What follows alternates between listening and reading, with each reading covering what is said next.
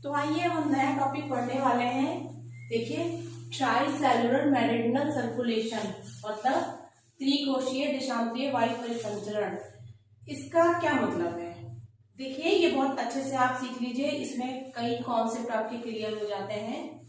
तो हम बात कर लेते हैं कि इसको पहले में तो डिकोड कर लेते हैं कि क्या मतलब है इनका। त्रिकोशीय, तो त्रिकोशीय मतलब तीन कोश है, तो हमें समझना होगा वो तीन कोश कौन कौन से हैं।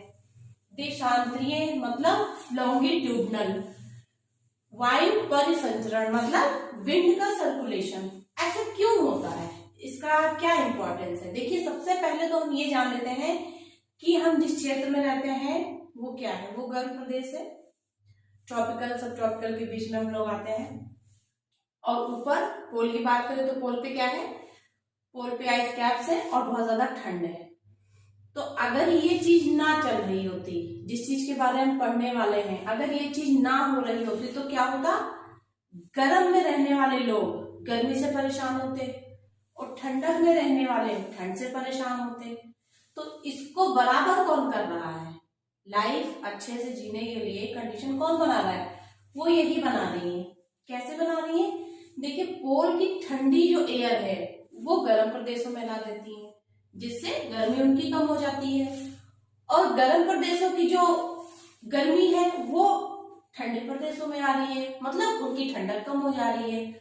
ऐसे ही हम जो चीज यहाँ पे पढ़ रहे हैं, देखिए मैंने पहले भी ये चीज बोली है कि जो चीज ऐसे, चाहे एयर हो मतलब विंड हो या स्टीम हो, प्लेट्स हो, कोई भी चीज लैंड से वाटर की तरफ हो, एयर, जहां भी ऐसी चीज होती है आमने सामने अभिसरण कन्वर्ज कर जा रही है, वहां कुछ ना कुछ होता ही है।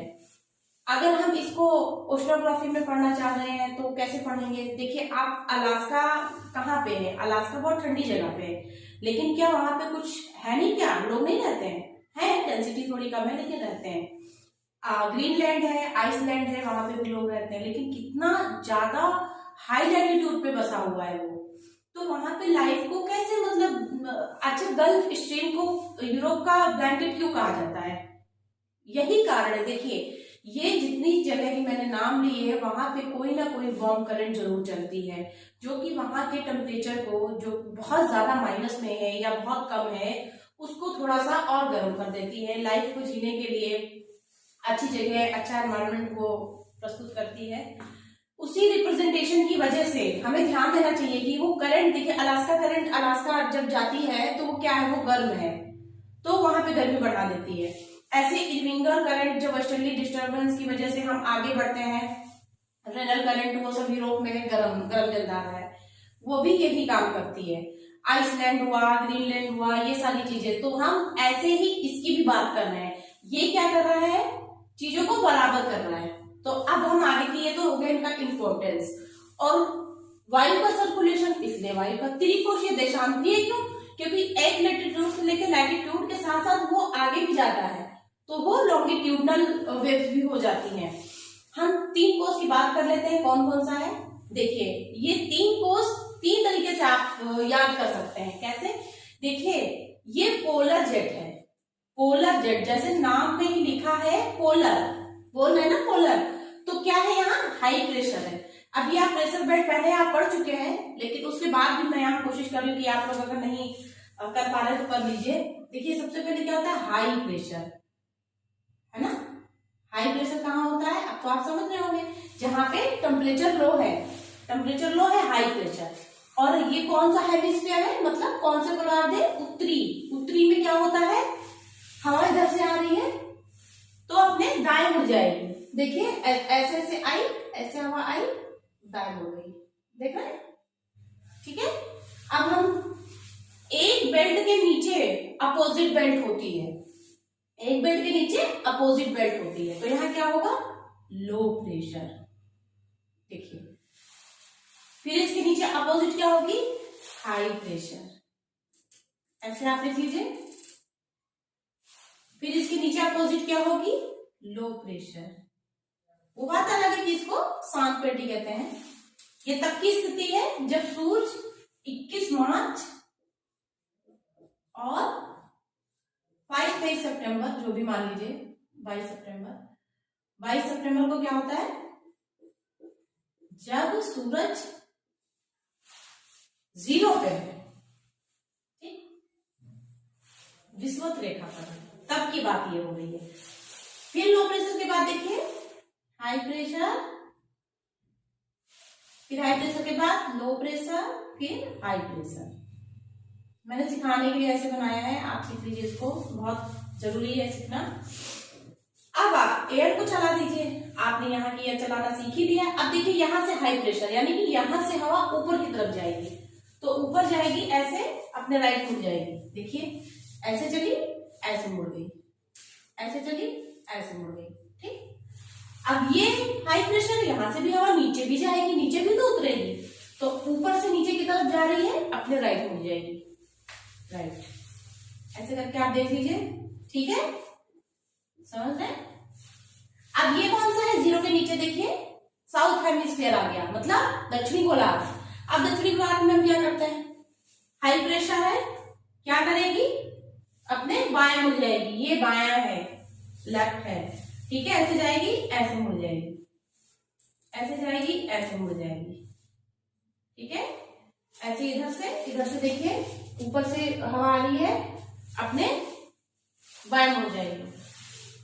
ऐसे कर लेंगे आप, एयर चला लीजिए, बहुत जरूरी है। मॉनसून से लेके आप क्लाइमेटोलॉजी में हर जगह दिखाएंगे।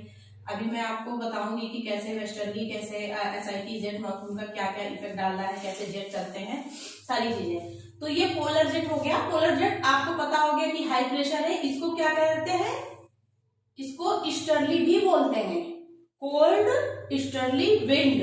परमानेंट विंड भी आप यहां से समझ जाएंगे, परमानेंट विंड, ठीक है।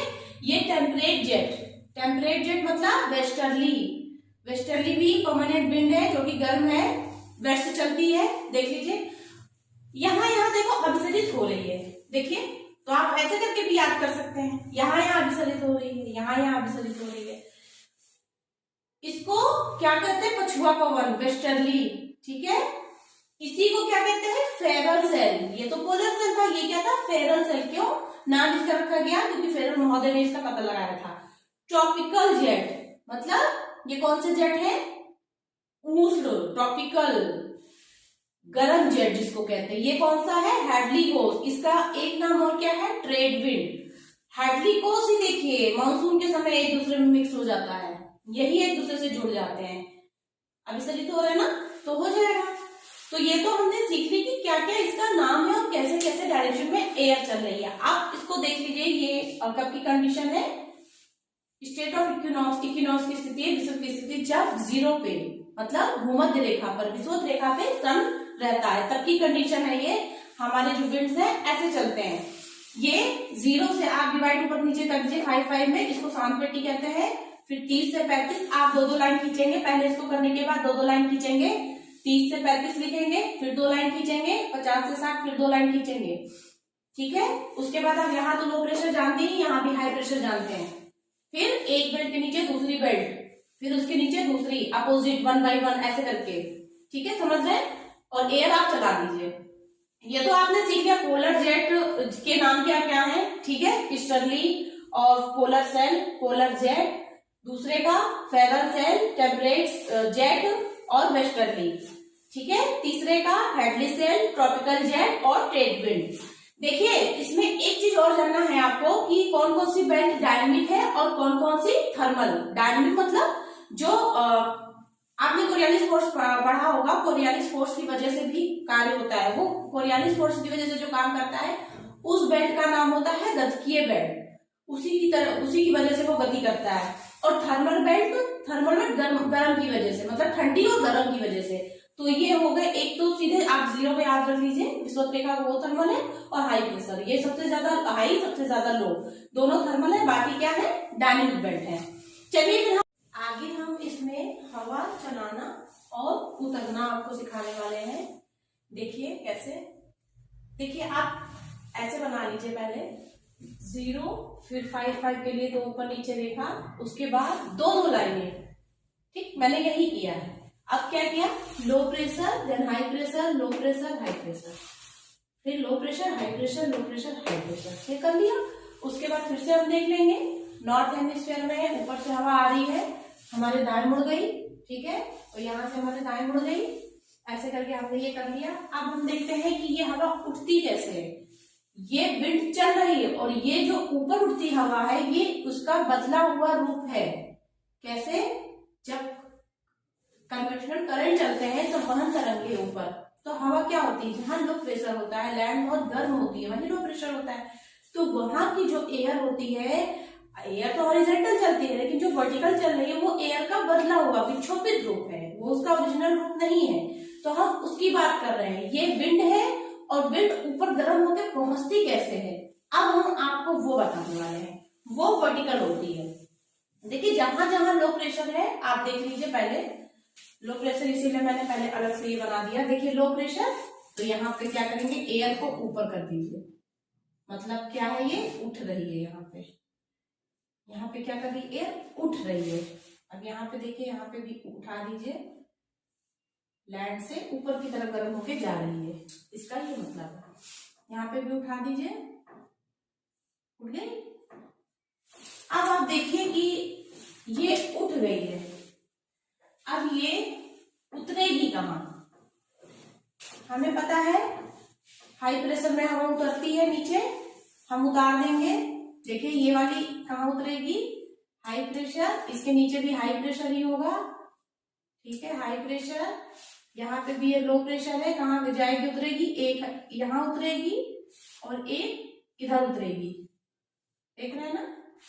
फिर से आप लो प्रेशर पे आ गए, क्या करेगी हवा, यहाँ उतरेगी, ये देखिए। फिर से लो प्रेशर, यहाँ पे क्या क्या दोनों तरफ उतरती है, कहाँ पे उतरेगी, हाई प्रेशर पे। इसको समझने में मुझे बहुत समय लगा था, इसलिए मैं सोच रही थी कि बहुत अच्छे तरीके से कैसे कोशिश की जाए बताने की। हो सकता है थोड़ा सा समय लगे, लेकिन इसे आप बहुत अच्छे से समझिए, इसे स्किप मत करिएगा। अब देखिए ये जो ऊपर उठ गई, अब इसके देशांतर लेवल पे कैसे हम हवा चलाएंगे, इसका एरो ये दिखाना पड़ता है। अभी यूपीएससी के मेंस में 2020 में या 19 में देखिए ये पूछा गया था।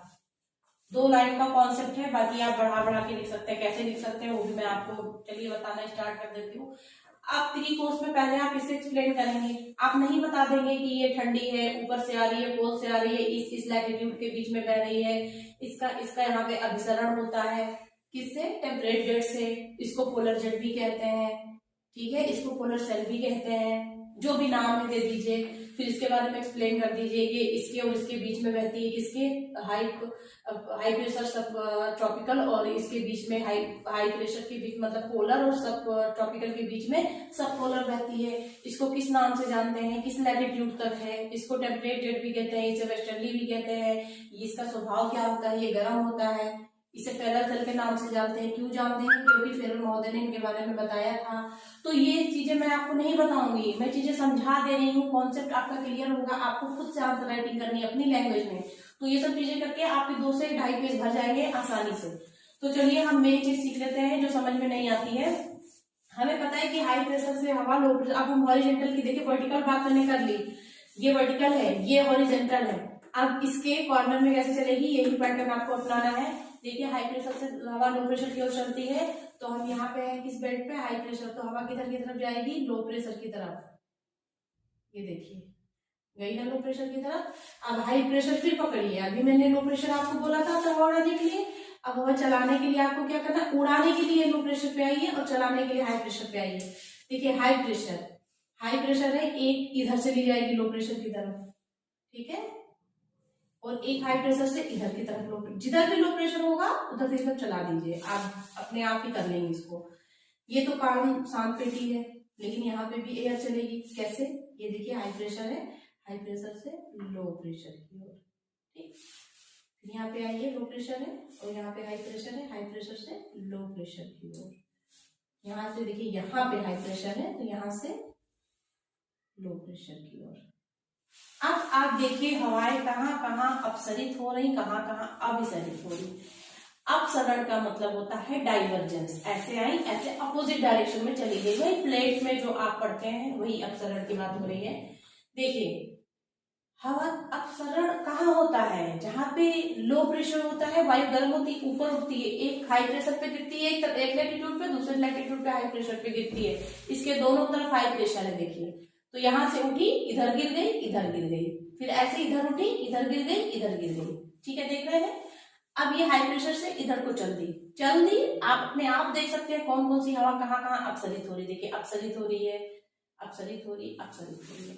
इसको क्या लिख देंगे? इसको यहाँ पे आराम से लिख सकते हैं आप चाहे तो, जितना मन हो उतना लिखिए, आराम से समझाइए। अपसरण, ठीक है, डाइवर्जेंस इसको बोलते हैं। और कहाँ हो रही है? ये देखिए, 3 जगह पे हो रही है, 3 जगह पे हो रही है। ठीक? और अभिसरण कहाँ कहाँ हो रहा है? अभिसरण भी वही होगा। क्यों?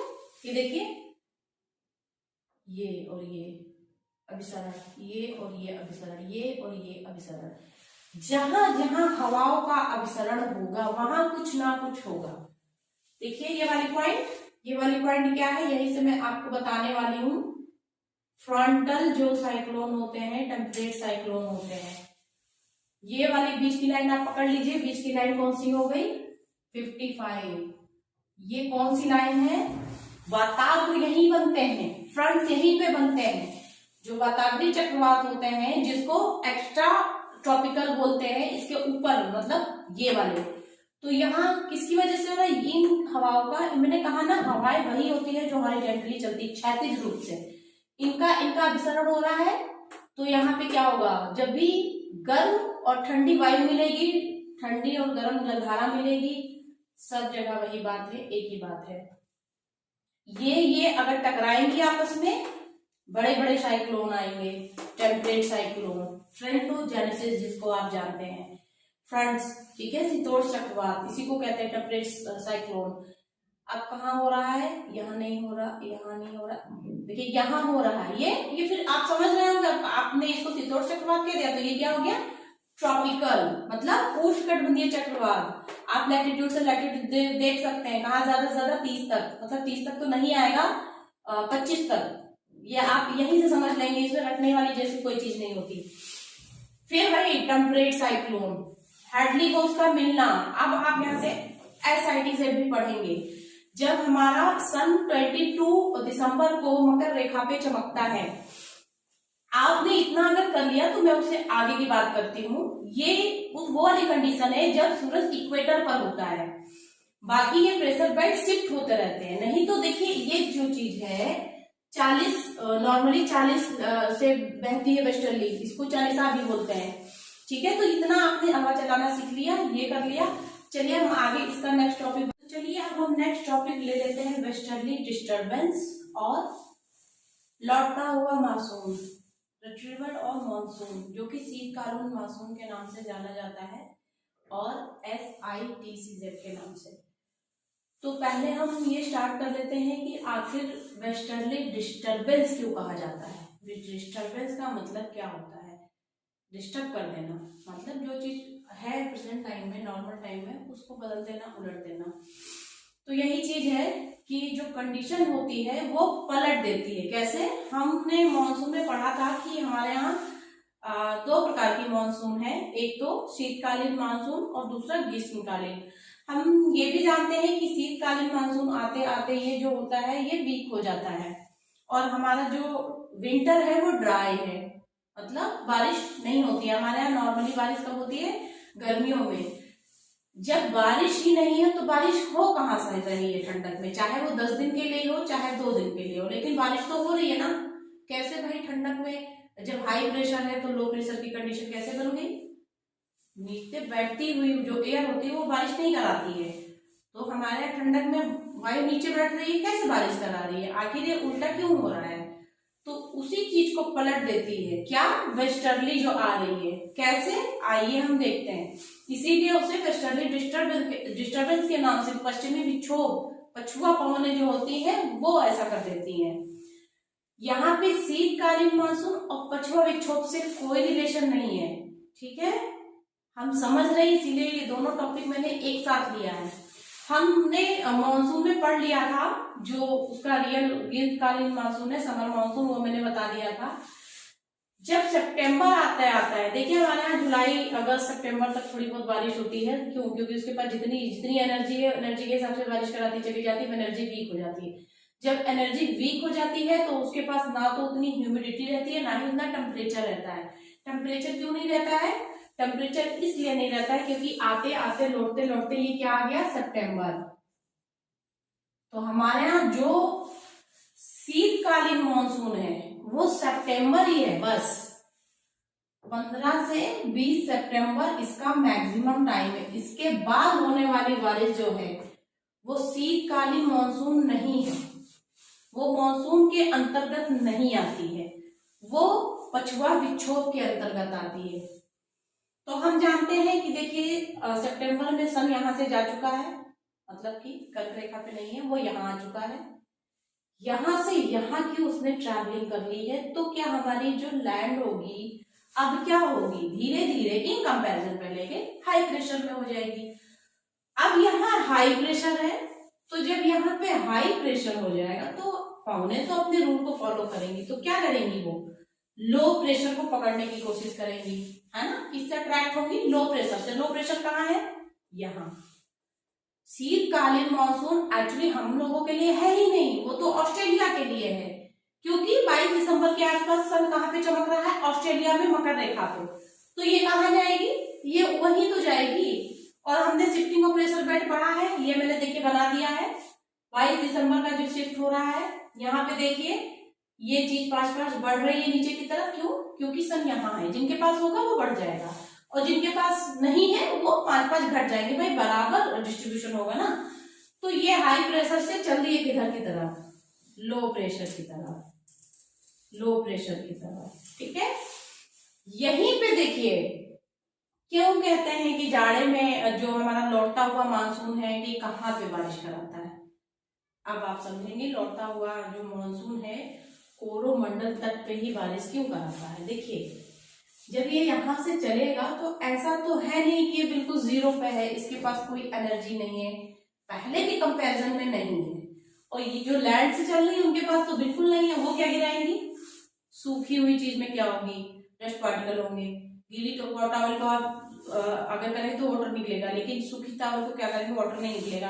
तो ठीक है, यहीं पे जब इनके पास वाटर ही नहीं है तो बीच में कहीं बारिश नहीं कराती है ये बात बिल्कुल तय है, ठीक। तो ये यहां से जब चली तो ये देखिए क्या है? वाटर है।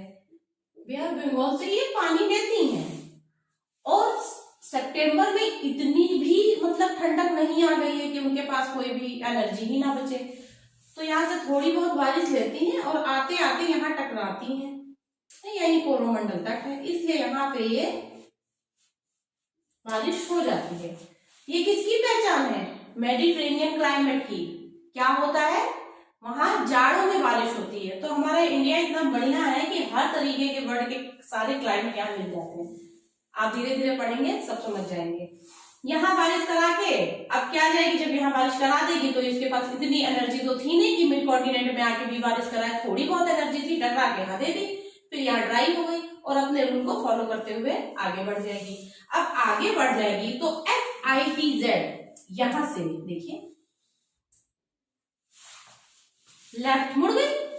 This is called as SITC, ठीक है, south inter tropical convergence zone. ये ऑस्ट्रेलिया में बारिश कराती है, हमारे यहाँ नहीं कराती है क्योंकि अभी सन वहीं पर है। हमारी बात खत्म हो गई, जो विंटर मॉनसून था वो खत्म, बस इतना ही है। क्यों? क्योंकि यहाँ पे ठंडक आ गई, लैंड ठंडी हो गई। इनके कंपैरिजन में हाई प्रेशर जोन, वैसे भी ये हवा लौट ही रही थी, हिमालय जी ने मना कर दिया था आगे जाने के लिए, अपने रूल को फॉलो करेंगे। अब हम बात करते हैं, ये तो विंटर मॉनसून खत्म हो गया, अब हम बात करते हैं वेस्टर्ली डिस्टर्बेंस क्या है। जैसा कि मैंने बताया हमारे विंटर ड्राई है, ड्राई चीज में बारिश आ जाना मतलब कि कहीं ना कहीं उलट स्थिति है, जो कंडीशन है पलट गई है, इसको हम क्या बोलते हैं? विक्षोभ। तो आप देखिए ये जो प्रेशर बेल्ट शिफ्ट हो रहा है, अब हमारा इंडिया कहाँ आ रहा है? हमारा इंडिया ये कहाँ पे है? इतना 35 में तो आ रहा है ना, 37 पॉइंट समथिंग 38 के आसपास है ये इंडिया। तो देखिए 30 पे क्या चल रही है? ये वेस्टर्ली है, ठीक है, वेस्टर्ली 30 से चल रही है, मतलब कि समझ लीजिए कि यहाँ से यहाँ तक के चल रही है, यहाँ पर, यहाँ से पूरे वर्ल्ड में यहाँ पे जितने भी एरिया है सब चल रही है। और यहीं पे क्या है, देखिए 35 से 40 लैटिट्यूड के पास क्या है, भूमध्य सागर, जो कि सीरिया, इराक, ईरान होते हुए एयर आती है हमारे यहाँ, उसको खींचता कौन है, ये आ रही है, लेकिन इसके पास मान लीजिए इतनी एनर्जी नहीं है, दौड़ते दौड़ते आई। ये अगर हमारे यहाँ पे पाकिस्तान को हटा दिया जाए ना, तो हमारा राजस्थान जो है वो भी बहुत बढ़िया हरा भरा हो जाएगा, सूखा नहीं रह जाएगा, वेस्टर्ली से अच्छी बारिश हो जाएगी। इसीलिए ये यहीं तक पहुंच पाती है। देखिए नीचे क्यों नहीं पहुंच पाती, लैटिट्यूड की बात है, यहीं तक पहुंच पाती है, इसीलिए पश्चिमी यूपी, हरियाणा, पंजाब और जम्मू कश्मीर और ये उत्तराखंड, जहां तक मतलब इतना यहाँ पर बारिश करा देती है, यही कारण है। अभी पूछा गया था 19 में या 20 के पीरियड में, किसी में पूछा गया था कि किधर सबसे ज्यादा बारिश होती है, यही बारिश होती है। मान लीजिए कंफ्यूज करने के लिए कह दे कि वेस्टर्ली डिस्टर्बेंस नहीं, मानसून से सबसे ज्यादा बारिश कहाँ होती है, वेस्ट में होती है, ईस्ट में होती है, बताइए। ग्रीष्मकालीन मानसून सबसे ज्यादा बारिश कहाँ कराती है, क्यों, ये वेस्ट नहीं है, देखिए केरल में कराती है, फिर पश्चिमी घाट है, वेस्टर्न घाट में सबसे ज्यादा बारिश कराती है, यहाँ आते आते तो बीच पड़ जाती है, ये भी वेस्ट में ही है, ये तो पूरी तरह मतलब आप समझ ही रहे हैं कि डेजर्ट है, तो कॉन्सेप्ट समझिए, ये भी इधर ही सबसे ज्यादा बारिश कराती है, यहाँ तो कराती ही नहीं है ईस्ट में, तो ऐसा क्वेश्चन उन्होंने क्यों नहीं दिया, बात तो दोनों एक ही है, लेकिन दोनों अलग चीजें हैं, ठीक है, ये भी वेस्ट में कराती है, ये भी वेस्ट में ज्यादा बारिश कराती है, ये ईस्ट तक पहुंचती नहीं है, और ये बादल है ये लौटता हुआ एक तक यहाँ कोरोमंडल पे अभी शीतकालीन मानसून कहलाता है, क्योंकि सितंबर तक ही है, सितंबर के बाद होने वाली जो बारिश है वो इनकी वजह से होती ही नहीं है, अब जो बारिश होगी इनकी वजह से होगी, जो कि फरवरी तक होती है, क्यों, शिफ्टिंग ऑफ प्रेशर बेल्ट, ये जो पश्चिमा विक्षोभ होता है just because of shifting of pressure belt, ये सबसे बड़ा कारण है। तो हमने देखा 35 से लेकर 40 तक हमारा भूमध्य सागरीय आता है, एयर आ रही है, और एयर को खींच कौन रहा है, आप देखिए यहाँ पे ट्रॉपिकल जेट हमारे नॉर्थ हेमिस्फीयर में ही नहीं चलते हैं, साउथ में भी चलते हैं। यहाँ पे इस समय सन 22-23 सितंबर को गर्म है, नीचे 22 दिसंबर तक गर्म ही रहेगा। यहाँ की जो जेट है ट्रॉपिकल जेट अपना वर्क करेगी, सब चीजें अपने वर्क में लगी रहती हैं, तो यहाँ IS है, फेरल के रूल को फॉलो करेंगी और अपने राइट मुड़ जाएंगी, तो ये इसको वाटर को और अट्रैक्ट कर रही है, मतलब खींच रही है, ये फैक्टर बन गया खींचने का। ये ट्रॉपिकल जेट भी सबसे बड़ा कारण है, अगर ट्रॉपिकल जेट ना होता तो यहाँ तक ड्रैग नहीं कर पाता ये, तो ट्रॉपिकल जेट ने इसको अपने साथ मिला लिया, देखिए इसकी भी यही डायरेक्शन, इसकी भी यही डायरेक्शन, इसलिए पश्चिमा विक्षोभ यहाँ पे बारिश करा देती है। ये तो हो गया पश्चिमा विक्षोभ का कॉन्सेप्ट, शीतकालीन मानसून का कॉन्सेप्ट। अब आपका ये खत्म हो गया शिफ्टिंग ऑफ प्रेशर बेल्ट। देखिए ये क्यों ऐसे शिफ्ट हुआ, जब सन जहां पे होता है वहां पे 5-5 डिग्री हम बढ़ा देते हैं, इस समय सन कहाँ पे है, साउथ हेमिस्फीयर में, तो इनको 5-5 बढ़ा दिया, 5 वाली बेल्ट 10 की हो गई, इनकी गायब हो जाएगी क्योंकि 5 को हमने बढ़ाया है, 30 वाली 35 हो जाएगी, 35 वाली 40 हो जाएगी। हम इसी को क्यों कह रहे हैं, आप इतना ही डायग्राम जितना जरूरत है उतना बनाइए, सीखिए इन सब चीजों को, इसलिए क्योंकि इसकी वजह से बारिश हो रही है, ये वेस्टर्ली डिस्टर्बेंस के लिए मैप बनाया गया है, और ये शिफ्टिंग ऑफ प्रेशर बेल्ट की वजह से है। क्यों शिफ्ट हो रहा है, ठंडक में देखिए क्या हो रहा है, ये 5-5 कम हो जाएंगे, अब ये 5-5 कम हो जाएंगे, जो 35 वाली हवा जब बेल्ट चल रही थी वो 30 पे हो गई, इसकी वजह से ये चीज हमारी इंडिया अब भूमध्य सागरीय क्षेत्र में आ गई, इसलिए पश्चिमा विक्षोभ से ये वर्षा प्राप्त करती है। ठीक है, आपने देखिए क्या क्या पढ़ लिया, हेडली कोर्स, फेलर कोर्स, कैसे हवा उठती है, कैसे गिरती है, कैसे चलती है, कैसे अभिसरित होती है, जहां पे अभिसरण हो रहा है वहीं पे साइक्लोन बन रहे हैं, आपने बात आगे बढ़ लिया। कौन सी लाइन होती है, 55 जो लाइन है 55 डिग्री वाली वो होती है, सबसे ज्यादा हैवी राइनफॉल वहीं पे होते हैं, क्योंकि सबसे ज्यादा ठंडी सबसे ज्यादा गर्म वहीं पे, और बहुत ज्यादा बारिश यहीं पे होती है।